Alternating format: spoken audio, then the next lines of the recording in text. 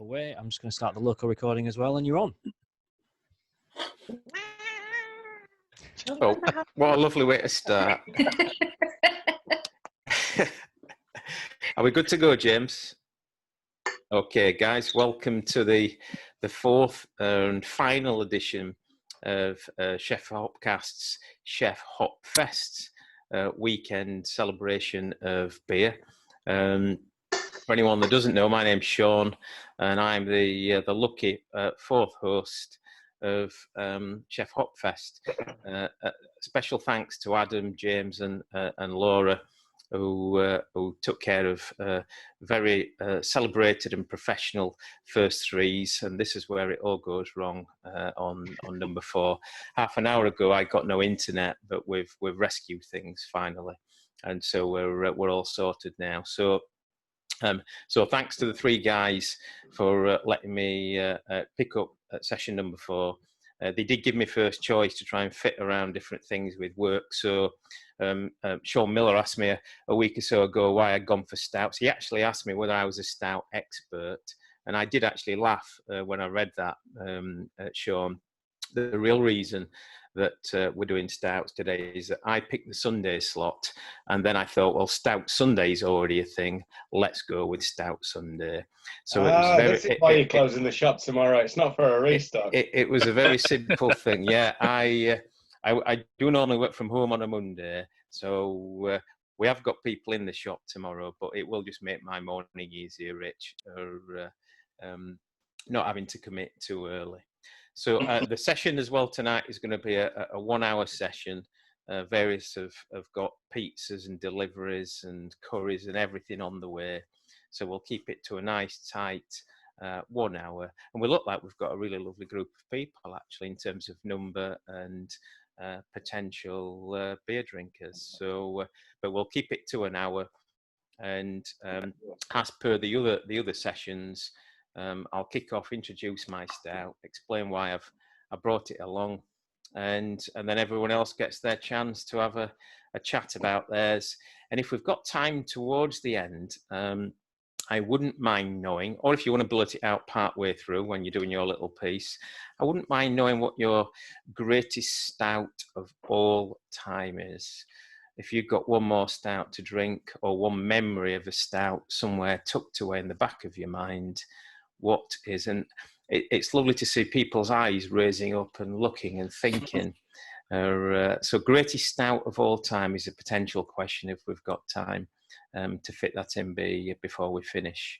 I'm always saying to people in the shop, I've trotted this out now, it's become my own personal cliche, but I find hoppy beers particularly more satisfying to drink, but I find stouts much more memorable. So I don't really remember many places where I had this murky dipper or an incredible pale ale, but I do remember dozens of places where I had this stout and that stout, and I find that they last with me much more than a hoppy IPA or double IPA or pale ale. I sometimes find it hard to distinguish between those, but stouts give me better memories than hoppy beers. So that's another reason perhaps why I've gone for stout tonight. Another thing I also say in the shop all the time is that my greatest ever stout of all time is the smiley face. Is Omnipollo Noah Pecan Mud, and a famous beer now called Aeon, of course, but forever to be called Noah. And an 11% imperial stout with pecan nuts and chocolate and lots of Omnipollo craziness. And every 6 months or so, I have a little attack of a lack of confidence, and I think, well, is it my favourite stout of all time? So I grab a bottle, take it home, open it, smell it, and before I even taste it, I know it's the greatest stout I've ever had in my life. It's not, of course, particularly layered or particularly creatively done, I suppose, in that it's a big stout with lots of sweetness and lots of nuts in there, so nothing too complex. I'm sure a fair number of you have had Omnipollo Noah before. I've not had one for a fair few months, so I'm going to give it a sniff and a pour. It smells beautiful, by the way. Pours beautiful. And my first little sip of it.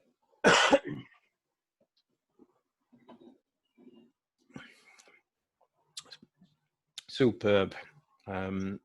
So that takes me back to trying this one of the first times in Little Leeds Beer House up in Leeds. Rich and Bryony had an Omnipollo event probably 4 years ago now. And this was one of the beers that I was particularly looking forward to on the night. And I adored it that night. We were, of course, given an Omnipollo glass as part of that night. And I would have used that, but I managed to smash it about 2 years ago. The thickest, heaviest glass you could ever get, but I managed to smash it. So Omnipollo Noah is my beer for tonight. It's also my greatest stout of all time for me personally.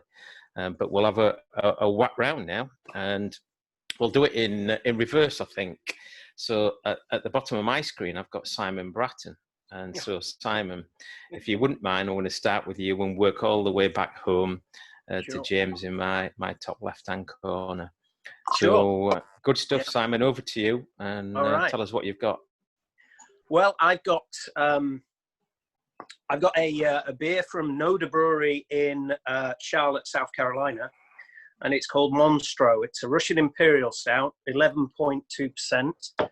It's one of a 4-pack that I brought back from the US about 3 years ago now, 3.5 years ago actually, and I gave 2 away to 2 mates, and I kept 2 myself, and I had one, and it was incredible.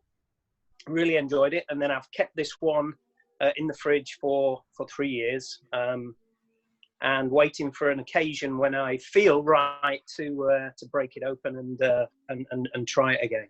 And when I saw the advert come up for Stout Sunday, for me it was it just the planets aligned, and I thought a great opportunity for me to crack this open again and share my experience with a lot of people and enjoy it on this evening. So the reason I chose this one really was similar to what you were saying, Sean, really about stouts being memorable. Well, Noda Brewery is one of my favorite breweries in the US.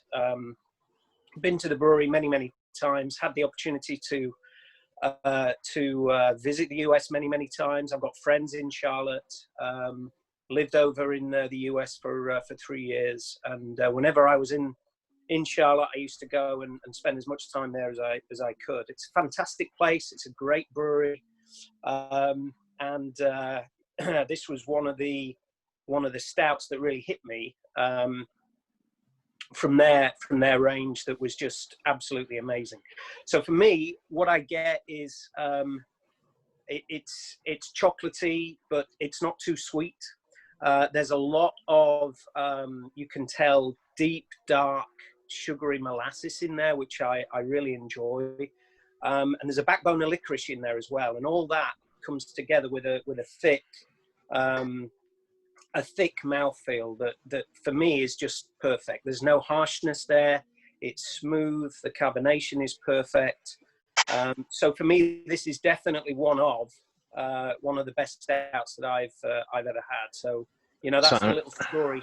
That's the little story behind the beer that I chose today. We're all very honoured that you've chosen this little session then to have your. Did you say that was your final can of that particular stout as well? So, have you got a potential trip back to Carolina to bring us all back one when you're? Not this year. No, I'm not planning on going this year. Next year maybe. I was only chatting to my friends in Charlotte yesterday, actually, and they're sort of saying, "When are you coming back? We need you back here. We need you to go to Noda again. They've done some new brews and they've revamped the place a little bit. So I'm quite excited to get back there as quickly as I can, but certainly not this year." So. It's great that they come in 4-packs because there are 16 of us on the screen tonight. So that makes it much easier for you to purchase and to transport Exactly. back. There you go. Yeah. It's very kind of you. We are recording this as Appreciate you well. pointing that out. Yeah, that's good. Simon, what's the name of the beer again? Sorry. It's called Monstro. I don't know if you can see Okay, that. yeah. It'll be obviously backwards, I guess, but yeah, Monstro. It's got basically it's like a big black whale on the can. Russian Imperial Stout, 11.2%, 72 IBUs, and it's a traditional US pint can. So yeah, this is probably going to be my one and only beer for tonight. As it's a school night. Well, at least tomorrow's a school day for some of us, at least, anyway. So far, Simon, you've got more than everyone else. So we'll see whether anyone can go to beyond the 1 pint US can. We'll see if anyone's got a 4 pint takeaway or something. Rich and Laura might have, I suppose. Simon, brilliant. Thank you very much. Pete, you're next up on my little gallery of rogues. So we'll see what you've got for us. Which Pete? Oh, excuse me. I apologise. Yes, Pete with the long hair and sexy singing voice. You've never heard my singing voice. No, I haven't, but I bet it's very sexy. I've had a sniff of me stout, so I'm on my way now. Fire away, Pete Lonsdale. Hello. So I have got. I don't know if that comes through. It's the Atom. barrel-aged Neutron Star. It's not my favourite ever stout, but I wanted to kind of keep it local because I live near Hull. I was born in Hull. And this was, I think they released this last year or maybe the year before. And it's Imperial Stout aged on coffee beans and also Heaven Hill bourbon barrels. It's, I should pour it. It's probably a better thing to do, isn't it? It sounds nice as you pour it. Yeah. And I've got proper glass for it, look. With the stuff on, proper.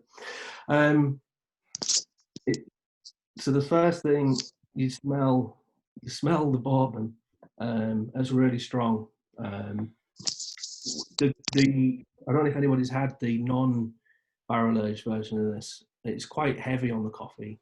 The coffee's there, but the bourbon just totally obliterates it. Which I like. Over. I like the barrel aged stuff. So,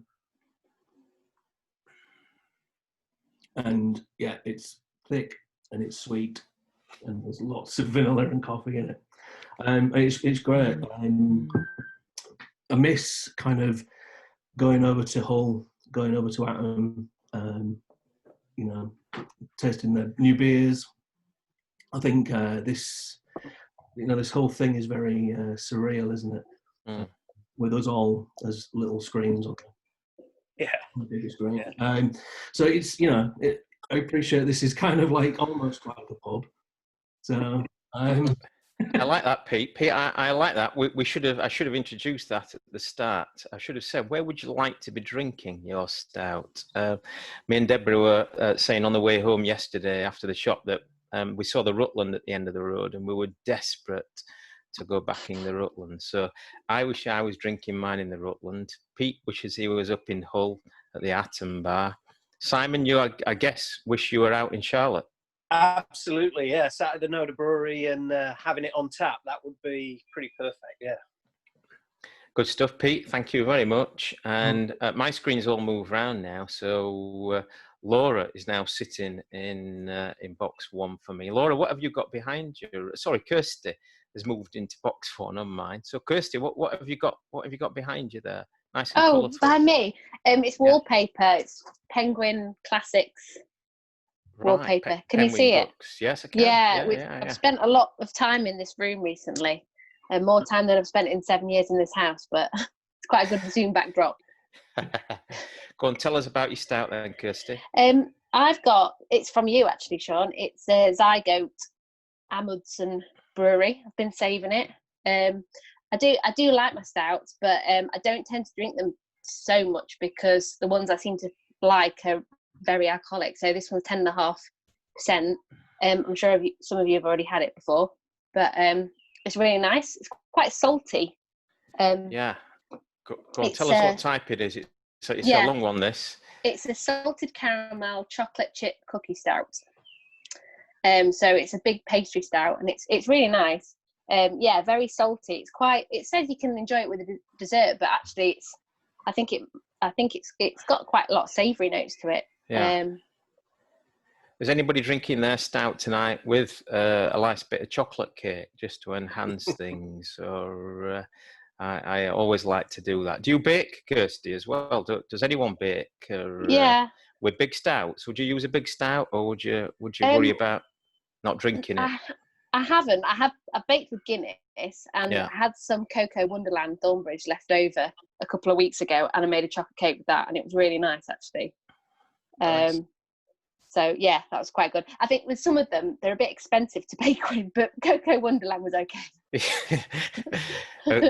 Definitely a good value kit. Zygo is a really celebrated beer, and I know whenever we're able to get any, it'll be the same for lots of beer shops. Whenever you're able to get your hands on it, it's one of those beers, even more than Omnipollo Noah, I think, one of those beers that people go back and go back and go back for a real obsession with it. It's lovely. Yeah. Thank you very much. Good stuff. So with my little screen move round now, Hugh Binney is on show. You've got a nice white T-shirt on, Hugh. I hope you don't spill anything down that tonight. Hopefully not at this point in the evening, but you never know. Maybe later. Well, I feel like very much of a novice looking around the room, so I'm probably going to really embarrass myself. But having said that, I'm recognising a lot of people that where most of my disposable income goes as well, which is a frightening thought. So I guess I only really started drinking craft beer about a year ago, and when I started, I thought stouts were where it was at, but I think my tastes have changed a lot since that time, and I don't drink a lot of stouts anymore. I must admit, I actually find them quite intimidating. Really sweet, super boozy. You really can't drink anything else in an evening if you have one of them. So I've had to think long and hard about what I wanted to drink, and in the end, I've gone back to one of the first beers that I had as when I became a sort of craft beer person, and that was an Ian Brewery Montpass and Cullen Plum Porter. So I probably don't even qualify to be in the room anyway. Of course you do. Oh no, you do. That's lovely. And when I first started drinking, this was one of my sort of highest rated beers on Untapped. I really loved it. It was the first beer I'd had with any fruit in it, so it sort of blew my mind. And it's always a good excuse to go out to Chatsworth. So I went to the farm shop today to get that and several other things. And I think it's got a bit of a COVID link to it as well, which makes it appropriate. And it's a 5.5% plum porter, but it is really dark and it's strong bodied. I think. Yeah. Smells lovely of fruit. I mean, not as natural fruit now as I'd like, but nice, sweet, deep, plummy flavours. There's a smokiness to it as well. And 5.5%, I feel like I can get away with it because I know work's going to be horrendous tomorrow. So, cheers. It's an excellent choice, Hugh, and you're the cool one. We've all gone for the silly, stupid stout so far, you see. So you're actually the one that's ahead of the game there. You're well ahead of us. That beer was Eames' first ever entrant, I think, into a beer festival at Sheffield Beer Festival down at Kelham Island, probably 3 years ago now, I would imagine. And it got a third place overall. I think Nutty Ambassador may have won that year. If not, it could have been Cocoa Wonderland. But that beer got them a third place, and I know gave them a lot of confidence. And I know they've expanded since and brewed a lot more beer. I ordered I put an order with him in yesterday, just for a case of everything that they've got, expecting him to say half a dozen or so, which is his normal. And we've got 11 beers in bottle at the moment. So we'll have 2 shelves full of Eam by Thursday next week. So a lovely beer. Cheers, Hugh. That's fantastic. What time do you have to get up tomorrow, by the way? Is it going to be a nightmare day, but you still start at 9 or what? Yeah, obviously. All right, that's all right. James in the top corner is getting up at 3 a.m. So let's all feel sorry for him. So I bet he's finished for 11 though. These postmen they get off early, don't they?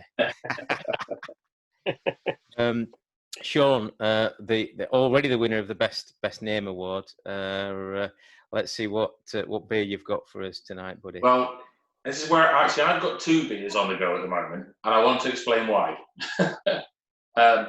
About 2 years ago, I wouldn't touch a stout for love nor money. Couldn't stand them. I don't like coffee. I don't like licorice. Burnt stuff, I don't like. Anything like that, so I wouldn't go near them. And then I kind of got forced to drink a few one evening, and then discovered that sticking fruit in it makes it lovely. Sticking dessert flavours in it makes it lovely. Putting the booze up to ridiculous amounts makes it lovely as well. So I kind of got swung round to that. And so the first beer that I started drinking this evening is by Big Drop Brewing, and is the alcohol-free one. Because I wanted to reacquaint myself with a non-fruity, super boozy, whatever stout, and understand why I didn't like them. Because this is just burnt coffee and too roasty for me and really thin. So I know why I don't like that one. So my proper beer for tonight, though, is Storm in a Teacup, the Imperial Breakfast Stout, which is much more my cup of tea now. And great big creamy head, thick, boozy, sweet, maple, chocolate, bit of coffee coming through, but not enough to take over that. And that's where my journey's taken me to 50, from 0.5 about half an hour ago to 15% now, and that's why I love stouts now. Because of beers like that. Sean, You know, I would imagine that Simon is sat there at the bottom looking at your cute little 250ml can thinking, what the hell is happening? US 1-pinter. I did wonder when he was saying about who's going to have a big 4-pint jug or something. Oh dear, I've gone the wrong way. Listen, at 15%, a little can like that is not a bad idea, actually, is it? Yeah, it's. I think after I may have one more after this. I am at work tomorrow, but who knows? I may have one more, but I don't think it'll be like this. I know there's not a lot. I know there's no fruit in this, and it's maple sweetness. And so going back to your first question, really was, what's my favourite? And I know we mentioned this in a little Facebook chat earlier, and I couldn't think of one straight away, but I have now. And I think it was about 2 years ago, maybe, when I had it. Black Iris Princess Slayer. Yeah. Which got cherry and barrel aging and everything, and that just absolutely blew my mind and probably kicked those doors open for stouts for me. So that's probably my favourite ever. Good stuff, Sean. Thank you very much. Cheers, everyone. Misha, are you drinking the same as Alex, or I hope you've given him the elbow and told him that you're not sharing your beer at all with him. So come on, tell us what you're drinking tonight. We are sharing. We're having that's lovely. Half of this one, and we've not started another one yet. So. Yeah, we've got a milk stout from Black Sheep Brewery but we haven't had many milk stouts before. I always remember my dad telling me about Mackeson's or something like milk stout. Yeah. And I think we tried one from Bristol Beer Factory. I think we had a milk stout, but we haven't had many milk stouts. And then the other one we've got is from a brewery that we've never tried before, which is Intrepid Brewing Company. It's called Odin Vanilla Porter. Yeah. So yeah, never tried something from there. Didn't realise they're out in the Peak District. I looked them up. But do you sell some of their stuff? Sean? Yeah, we've sold Intrepid in the past. They I think they swapped over ownership. They used to be linked to is it the Anglers Rest in Bamford? I think is a community interest pub. And is it Alex, Laura? The guy that we went to the brewery once, didn't we? It was Ben. Ben, excuse me, that's it. Yeah. We went to the brewery, and in the end, they were involved in the community interest pub, and that was going really well in Bamford. But in the end, I don't think he wanted to continue with the brewing, and so was it High Peak Brewery that had the designs? Who bought the Intrepid brewery kit, and so High Peak became Intrepid, and used the High Peak branding on their bottles, but used the Intrepid name. So it's a complicated little sort of marriage. If the brewing's still in the place where me and Laura went a few years back, it was a beautiful little place, just again up in the Peak District, and the type of place that if you were a brewer, the type of place I would imagine that you're in heaven every morning, turning up at a place like that. So good, a nice,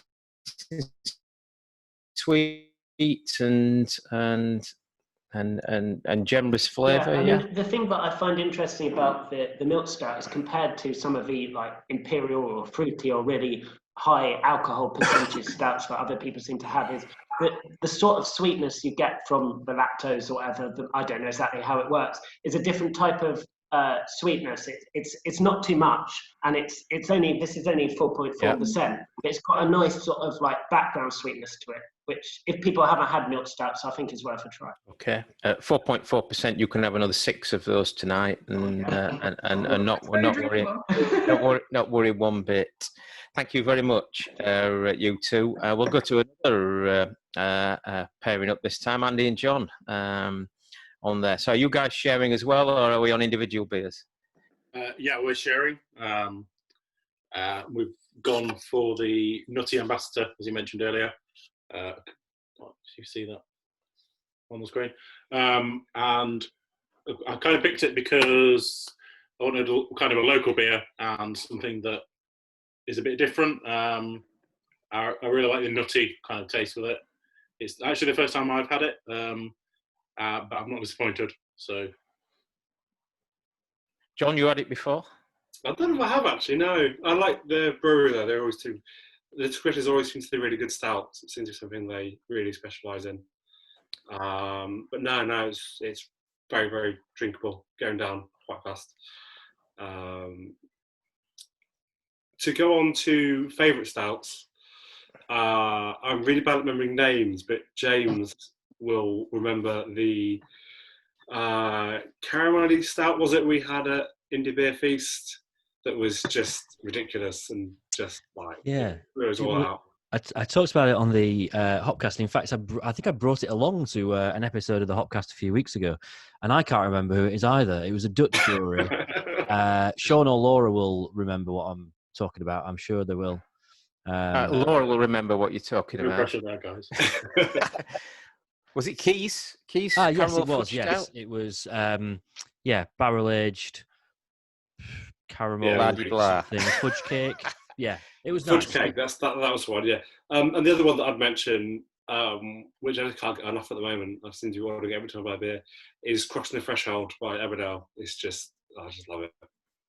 All right, good stuff. Good stuff. Cheers. Thank you. That's top stuff, boys. Thank you, Tony. You're on next, buddy. Well, you see, unfortunately, I went for the exact same beer. Oh no, that's not unfortunate. That shows its popularity. It is. So I'm fairly new to stouts. I've always loved my IPAs and my pales. And actually, this is the stout that got me back into stouts, or into stouts, not back into, because I think the only stout I'd probably, or anything like a stout I'd had before this, was probably a Guinness, which really put me off.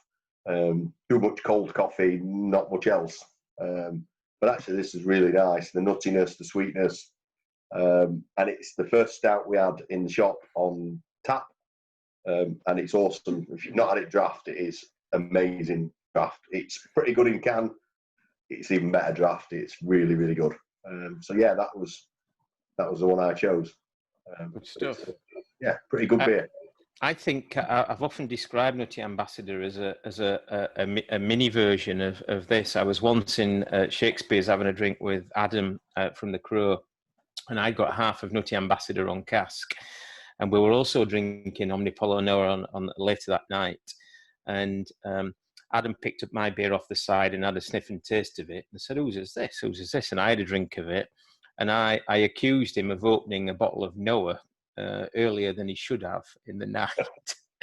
And we confused ourselves. And so I think it's very much a nutty, creamy, milky, smaller version of the one that I'm drinking there. So I often use that line, a mini Noah, when we're in the shop there. Yeah, it's a good one. Yeah. Tony, thank you very much. Brilliant that. And so Little Critters winning so far on the popularity stakes. Pete, you're up next. The other Pete.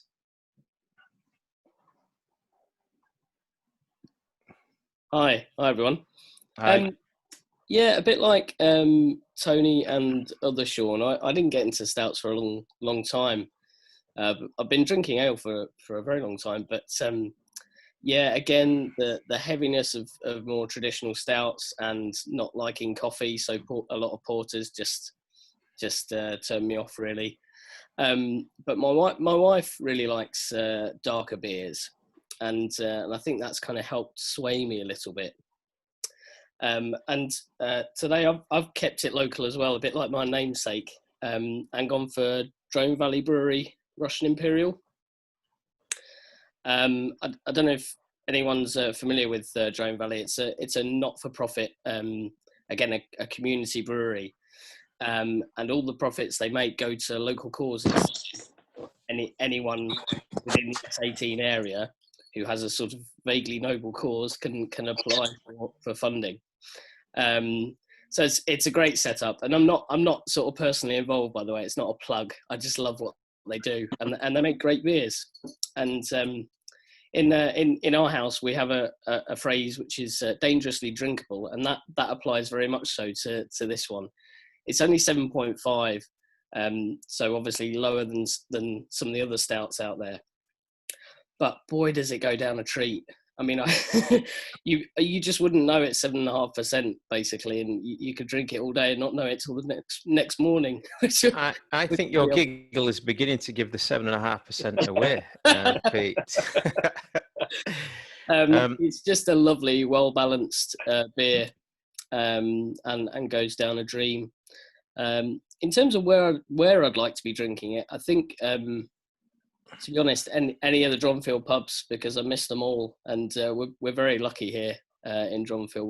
We've got a good selection. So, yeah, good stuff. And are you an owner down at? It's a community ownership. So is it 10 quid, 15 quid, or something like that to be? 10 quid, yeah, for lifetime membership. Yeah, I'm a member. Yeah, and I think you're invited sometimes to go down and bottle and things and help. So anyone looking for a bit of brewery experience or link up, it's a nice idea. Yeah, absolutely. And they also do work experience for the local secondary school. Yeah. So every summer they get 16-year-olds down in the ton, in a way, which is great. Good stuff. Go on, Pete. You asked about favourite ever stouts as well. Yeah. And it got me thinking. And I remember an amazing beer years and years ago, which I think it was from Ilkley, I think, although it might have been a collaboration. They did a beer called Westwood, which was a white chocolate stout. Yes. Was absolutely it's beautiful. Oh, so good. I think they brought it back because it was so popular. They did a a limited run and then brought it back. I'd love them to bring that back again. It was just a pudding in a bottle. It was beautiful. Do you know the background of the name of Westwood as well? Presumably the DJ Tim Westwood. It was, yeah, Tim Westwood. Very clever name. Yeah. Yeah. Good stuff. That really is a beer that will live long in my memory. I'm not sure why they don't brew it as a permanent beer. It was so popular and so delicious. I'm not sure. Good stuff. Nice memory, Pete. That Nath, you are up next, my boy. You like a big stout, don't you? I do. I think I've probably got the opposite problem that I've tried a few too many. So the beer I've picked, obviously for me at the moment, a lot of the stouts that I have, sort of get lost within each other because a lot are very adjunct heavy, very sweet, and not necessarily that different. And there's one brew that I quite like that stands out, sometimes for better, sometimes for worse, and that's Uche from the Netherlands. Yeah. So I've got their nice sessionable Staff Sergeant, which is their ice distilled imperial stout at a nice 18.6%. So it is very, very thick, very, very boozy, but not overly sweet. Actually, it's really nice. It's sort of almost leathery, sort of smoky, peaty, and actually is nice for not being super sweet and super desserty. So I'm really, really enjoying it. Good stuff. There is clear and definite room for absolute, just classic, straight up stouts. And I've not had one yet. Perhaps some of you lot have. In fact, I can see some big fans. The new Smod Imperial Russian Stout is a clean, straight up big stout. Laura's already given it thumbs up. If Laura gives a stout a thumbs up, I know it's world class. For Richard to give a thumbs up for a stout as well is even more impressive, although I think he might have been turned now by Laura into an absolute dark monster. They're coming up next. So Nath, good stuff that. And have a think about all-time favourite. I'd be interested in your all-time favourite. We'll come back to that if we get time at the end. Laura and Rich, were always to us a couple of polar opposites, and that was down to very much in a beer sense, of course. That was down to Laura's love of massive stouts and Richard's love of massive hops, and their wedding beers reflected that beautifully and famously as well. But have I detected a blurring of the lines now? Have you managed to influence each other across the boundaries? I would. I mean, I would say so. Yeah, to an extent. I mean, for me, Noah was the gateway drug, just like it was for you, Sean. Yeah. Will at I can't give it up. Will at Hot Hideout saved us a bottle and gave it us one day, and he was like, "This is amazing, you love it." And I think that was the starter. And then maybe a certain evening in Copenhagen where we went to what was then the Evil Twin Bar, Himmeriget. Yeah. And the guys who left the table before us left basically half a pint of every stout that was on cask that night. And me and Laura and Will and Jules basically just had a free evening of drinking absolutely ridiculous stouts. I do not condone minesweeping under normal circumstances. They told us to drink them, in fairness. Yeah. But yeah, one of the ones for me that evening was the Big Ass Money Stout. That was an absolute banger. Does it have money in it? It claims it, but I don't.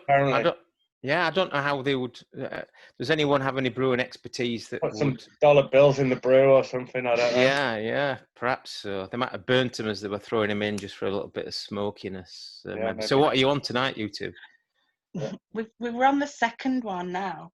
We did open this the honey laku from Piala. Yeah. It's from basically, despite the fact that we have a beer Shaw, we do tend to save a lot with Sean, and a lot of them tend to be big stouts. So we've basically have a massive box full of stouts. It's come from our stash of that. So we've moved on now to. Who's this one from? Is this also from Sean? Oh, this is from Sean as well. So this is we're on De Molen's Cake and Comfort. It's an 11 easy drinking 11.9%. You know, brandy barrel aged pastry stout ish. It's delicious. Yeah. The other one was really. The honey liquor was like.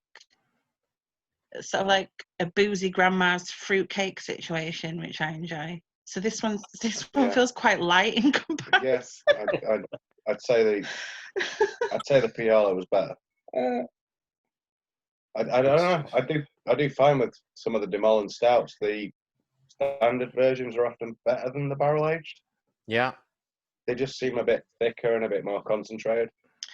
So anyway, we're probably drunk already. Yeah, I'm hammered. In terms of favourite stouts, my favourite beer is already Anagram. Yeah. A blueberry cheesecake stout by Omnipollo and Dugas. But also Bo and Luke by Against the Grain is a cracker. But it's really hard to get hold of and really bloody expensive. But I really recommend that one if you see it. And 70k, which I've never seen in this country before, apart from an indie man. 70k is probably the best Against the Grain. Yeah, another Against the Grain beer. 35k you see quite often, but 70k, no. But I'd say that's up there.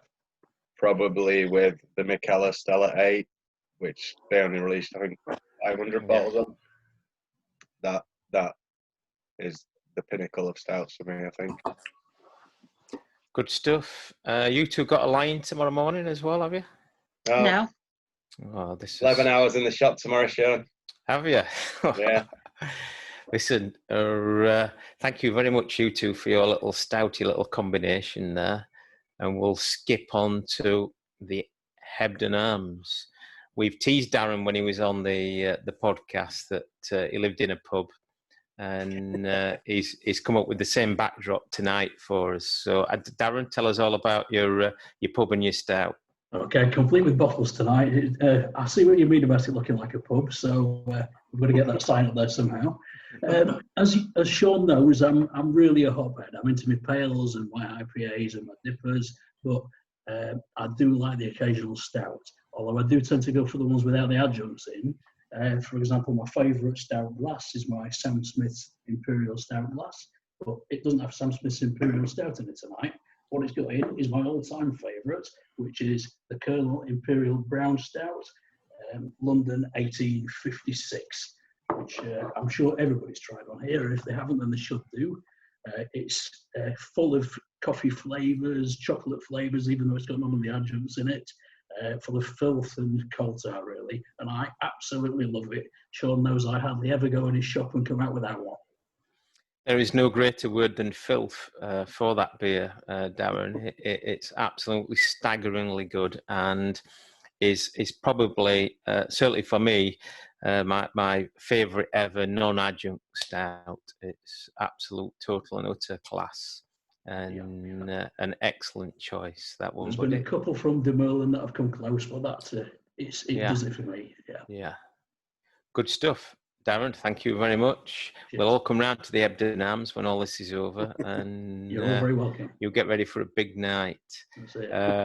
Paul, you're up next, buddy, and you're the only one I think wearing a Stout t-shirt. I've got my Stout t-shirt on this evening. So are you wearing Stout pants as well? No, I don't have any Stout pants on. That's ruined it. There's a merchandising opportunity for you. Yeah, there is. Go on, tell us about your beer. Well, then, so my beer tonight is Necessary Evil from Thornbridge, and part of the reason is because I've been with my partner for 30 years and we weren't married, and last year we decided we would. Okay, so being a couple of beer heads, both of us, we decided we'll get married at Thornbridge Hall. Okay, so we got married, just four of us, just 2 and 2 witnesses. We had the whole hall to ourselves for the day, It's fantastic. So we've got pictures of us by the fireplace, which is, where the branding comes from, and by the statue that used to be on the Thornbridge labels, So we've got loads of beery photos from our wedding day. It's fantastic. Yeah, that's cool. And this beer came out about this time last year. And I thought it was quite a funny comment, Necessary Evil on getting married after 30 years. So I ended up sending a text, because we didn't tell anybody, no family, no friends, just the two witnesses knew we were doing it. So I sent a text to my sister with a picture of the bottle of beer from the night after the wedding, just saying, when every drop does its necessary goal, which is a nonsense sentence, but if you take the first letter, it spells wedding. So we sent that text to everybody, and nobody realised what we were on about. They just thought we were drunk, drinking strong beers. So about a month later, when we told everybody, they sort of saw the joke, kind of, not really. But anyway, we thought it was funny sending them the text. And we ended up getting a wedding present, which was a Necessary Evil clock, which is a clock they bought a Necessary Evil for my sister. So the beer means quite a lot to us. And for me, I've been drinking stouts forever. And I just think this is a beautiful example of a bourbon barrel-aged stout, 13%. And I just love it. I think it's a fantastic beer. Richard will be happy because I bought it from his beer shop a couple of weeks ago. He still has some. I think he's still got some left. So cheers, Richard, for that. Paul, I think talking about memories, I think that'll be a hard memory for anyone to beat tonight. Actually, a beer from your wedding day. The obvious question here is that your two witnesses are a key to this story. Were they two brewers wearing brewing wellies? Or? No. They were two friends who had moved to Spain, and we chose them because they couldn't tell anybody because they live in Spain, so they couldn't spill the beans.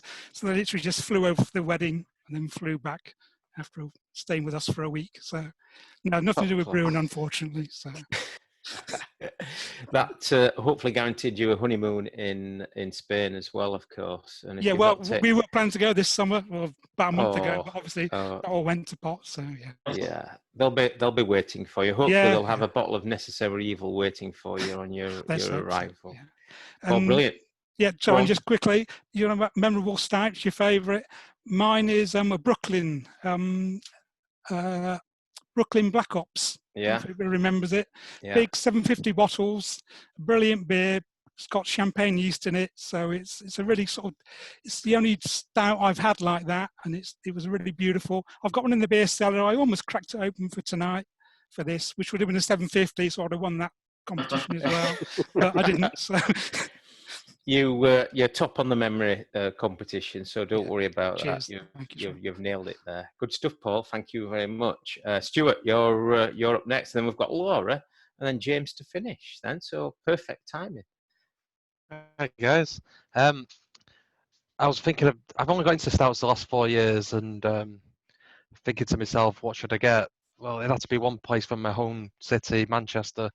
So from Cloudwater, I decided to get the Aspiration Arouses itself, which is a blended stout, which means it's two different stouts blended and aged for 2.5 months in a Speyside whiskey barrels.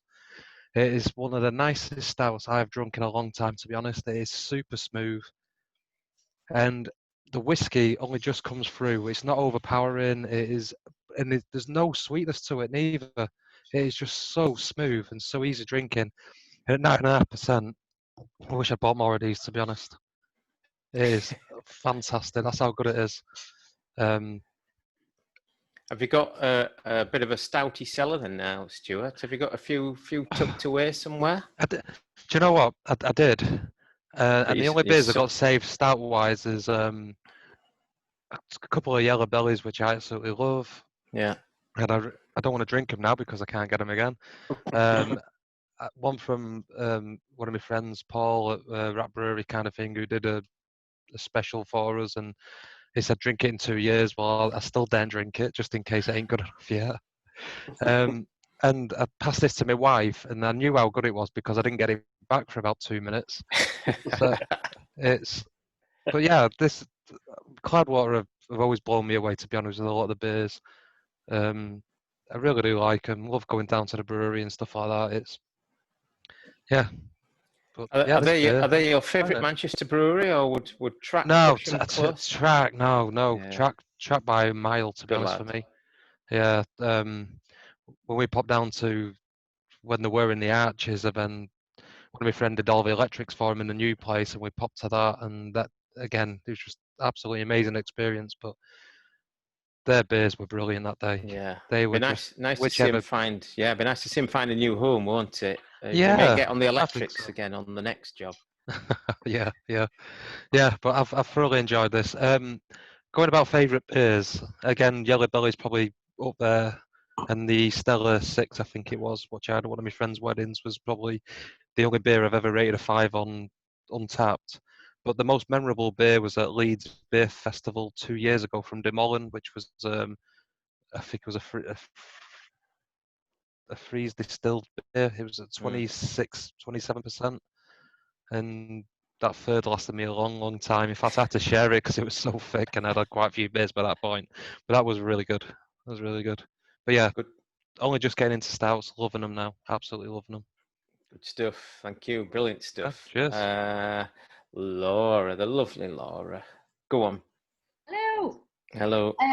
So I've gone quite sensible. I've brought a 5.3% beer from Double Barreled Brewery, who were based in Reading. It's called Black Rain Frog, which, if any of you don't know what a black rain frog looks like, please Google it now because it will bring you joy. It's a breakfast stout with lactose and coffee in it. It's quite sweet, but it's really lovely, really smooth, really easy drinking. You don't really see that many double-barreled beers around, I don't think.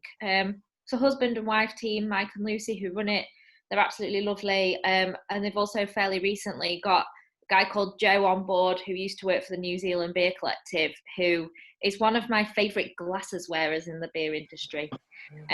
So he kindly left one of these for me. We weren't able to get to Indie Beer Feast this year, but Double Barreled one of the breweries that were represented. So I thought it was a good opportunity to drink it today. And yeah, it's really, really good.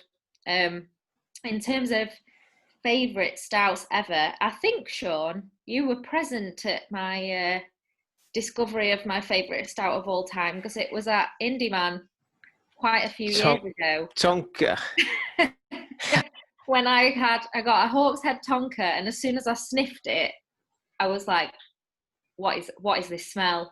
And I was on my own at the time, and I was like running around Victoria Baths trying to find Sean and Jim to tell them how amazing this beer was. Yeah, I had a bottle of it recently, but sadly I don't feel like I will be buying it anymore. No. Hawks Head have treated their staff appallingly. So I'm in the market for a new Three Bean. Has Three Bean not edged out? Lervig Three Bean not edged it out. I prefer Lervig Sipping into Darkness over a Three Bean.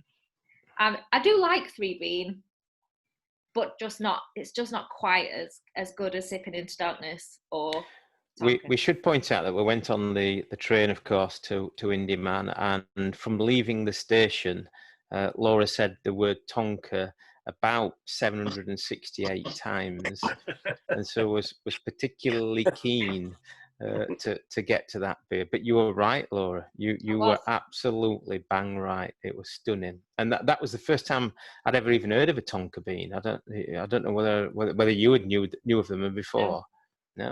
No, completely new discovery, completely new flavour, and still think if only they were native to the Lake District. We would all. What about have Abbeydale never done a Tonka bean beer inspired by you? No, maybe I should get I think you should. I'll find out whether anyone sells them in the Moor Market for you.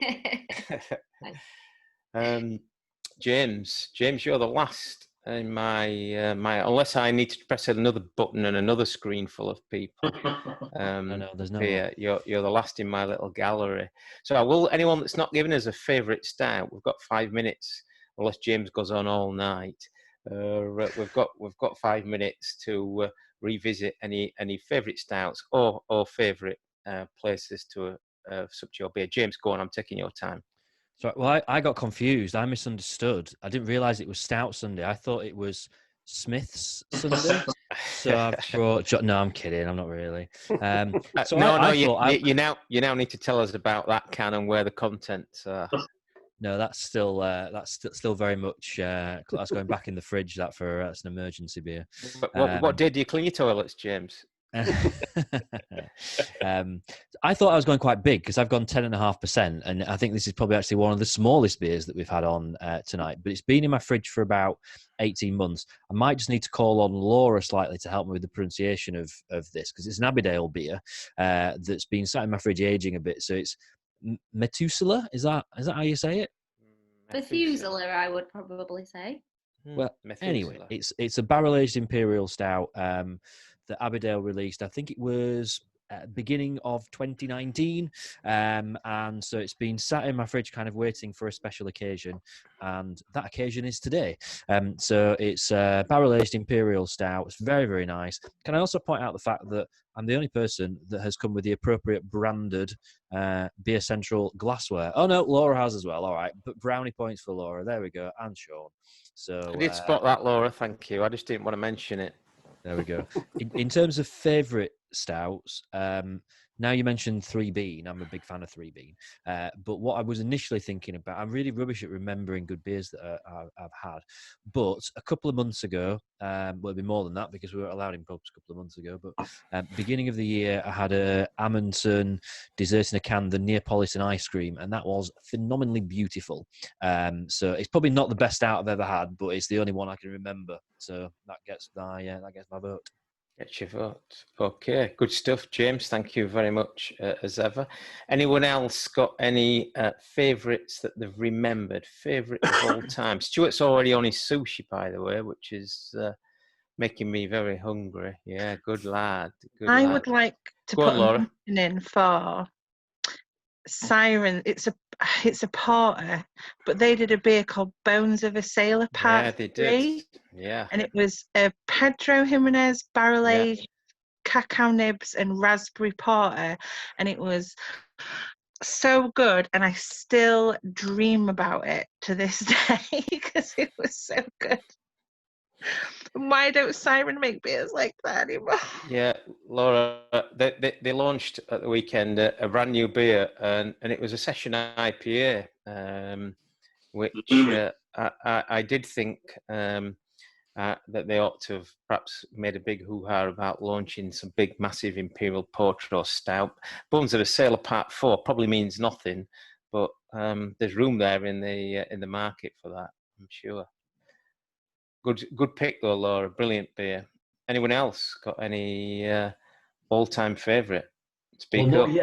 Not yet. But I'm kind of hoping or wondering whether my current favourite stout might be taken over by one that's on its way to me on Tuesday from Sean, which is the new Smod Russian Imperial Stout, which I've heard great things about. It's fantastic. Yes, you'll love it, I'm sure.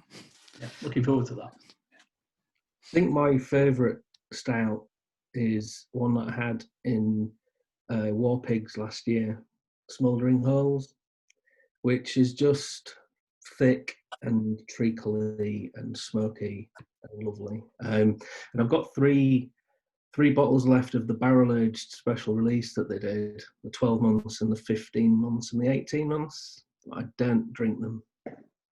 Kirsty has also had that at War Pigs, and I reckon Laura and Rich probably have as well. So yeah, enjoyed it very much. Did you all have an absolute lorry load of meat while you were in there as well?